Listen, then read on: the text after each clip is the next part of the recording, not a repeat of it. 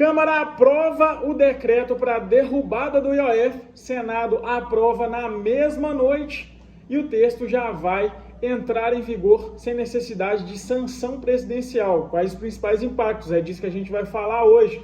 E para você atingir os seus objetivos financeiros, já preenche o primeiro link aqui da descrição para você contar com a melhor assessoria de mercado. E aí, meu filho, bom? Vamos falar sobre investimentos? Bom, na sessão de ontem, tivemos aí muita movimentação lá em Brasília. A Câmara aprova aí a proposta para a derrubada do decreto que aumentava as alíquotas do IOF. Então, a Câmara votou aí a favor do projeto de decreto legislativo, PLD, para revogar o último decreto do governo que alterou ali as alíquotas de IOF.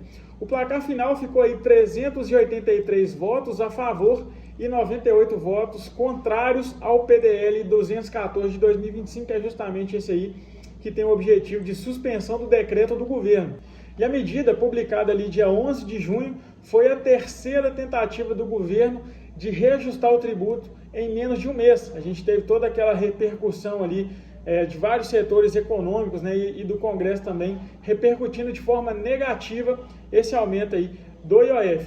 E o texto foi para votação no Senado Federal ontem à noite mesmo e foi aprovado. Foi uma votação ali de forma simbólica e não vai ser preciso passar pela sanção presidencial para entrar em vigor. E aí, com isso, o Congresso impõe mais uma derrota aí ao Palácio do Planalto, que contava com arrecadação extra para tentar equilibrar as contas públicas. Então, isso também traz aí uma preocupação a mais para, né, a questão fiscal do nosso país. E com a revogação dos decretos, volta a valer as alíquotas anteriores aí do IOF. E algumas coisas aí que foram as possíveis motivações do Hugo Mota de antecipar a votação do IOF, né?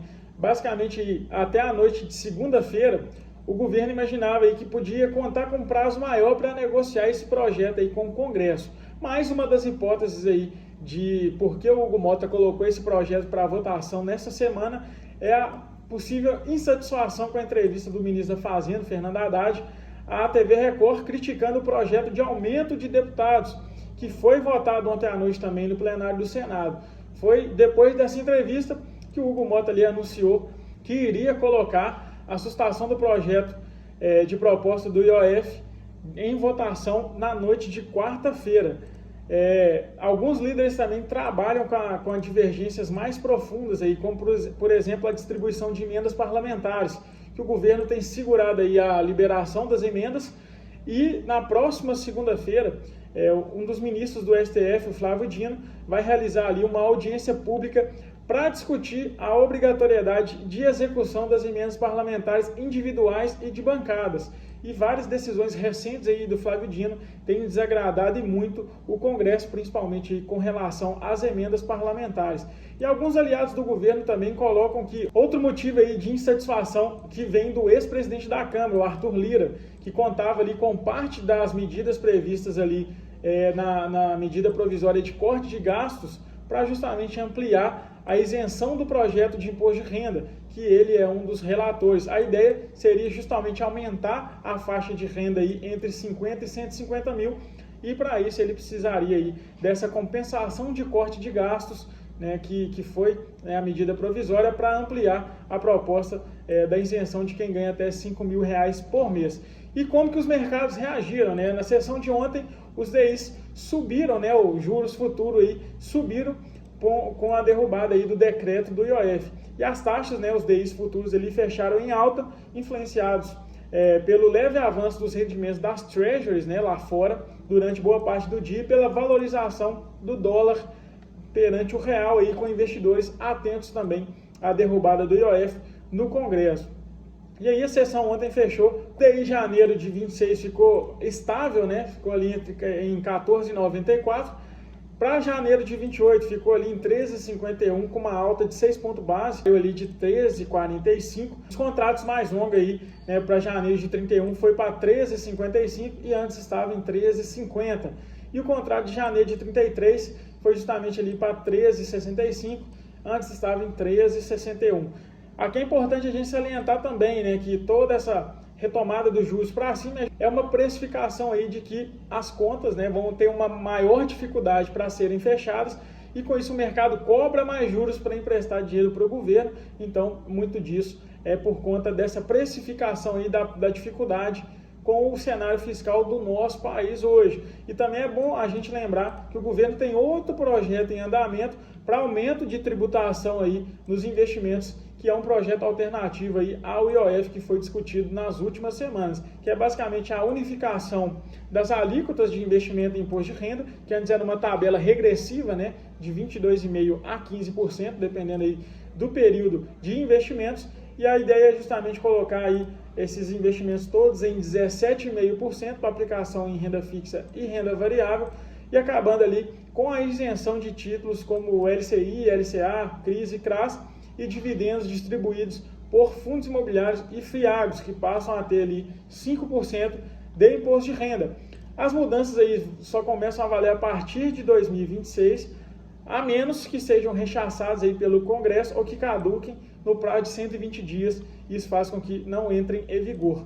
A derrubada aí do IOF no Congresso traz para a gente dois possíveis cenários: a suspensão do projeto pela caducagem, né, ali de 120 dias, ou mesmo a derrubada desse projeto aí pelo Senado, né, ou a aprovação desse projeto, desse aumento de alíquota para os investimentos aí, para compensar a perda com o IOF, ou seja, em vez de ser 5%, seria 10%, né, ou até os 17,5% passa por uma alíquota maior um pouco, né, então são várias possibilidades que são jogadas na mesa com essa derrubada aí do IOF, que o governo estimava, né, arrecadar ali cerca de 10 a 15 bi com o IOF, e não vai ter mais essa arrecadação com essa derrubada aí, e isso traz mais uma complicação aí com relação ao fiscal do nosso país e pode fazer com que eles tentem compensar para o outro lado, né? Claro que aumentando o imposto. Até agora a gente não ouviu ninguém falar sobre a possibilidade de corte de gasto,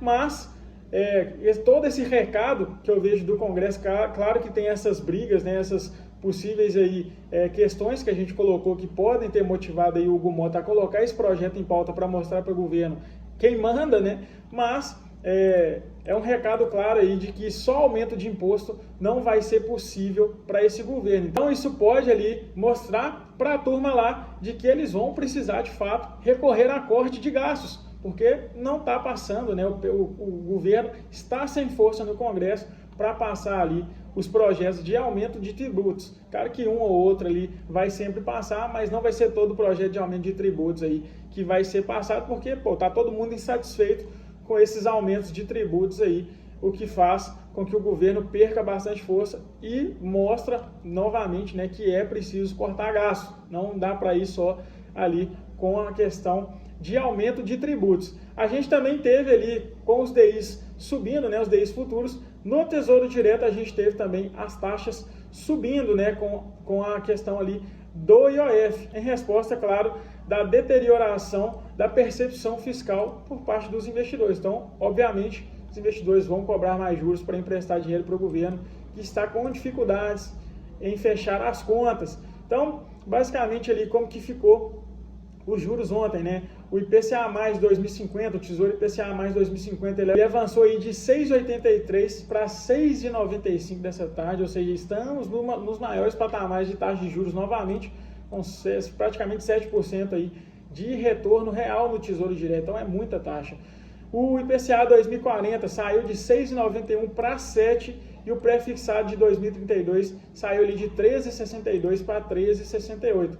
Esse avanço reflete justamente na curva aí a nova incerteza fiscal por conta da derrubada do IOF. Mas nem só de felicidade pode viver aí o brasileiro, né? A gente teve essa questão do IOF, que foi uma coisa muito positiva, independente aí da motivação que fez com que fosse derrubado, né? Mas o Senado aprova ali o projeto que aumenta o número de deputados federais de 513 para 531. E aí foi aprovado, né, ali por 41 votos favoráveis, retornando à Câmara dos Deputados para fazer a análise aí das alterações feitas no texto. E o prazo final para entrega é 30 de junho, então vai ser uma coisa rápida também que eles vão fazer, igual foi aí a votação do IOF. A proposta original ali previa um aumento de vagas sem restrições claras sobre o impacto financeiro, que estava estimado aí inicialmente em 150 milhões anuais. No Senado, foi acatada ali uma emenda que veda a criação de novas despesas para custear cotas parlamentares, passagens aéreas e verbas de gabinete, limitando o impacto aí orçamentário em cerca de 65 milhões, que vai ser referente aí principalmente aos custos aí de salários, né? E as demais despesas aí espera-se, né, que sejam rateadas entre os novos 531 parlamentares. O aumento de vagas na Câmara aí, ela coloca mudanças também nas assembleias estaduais, que vão ter as bancadas ajustadas proporcionalmente.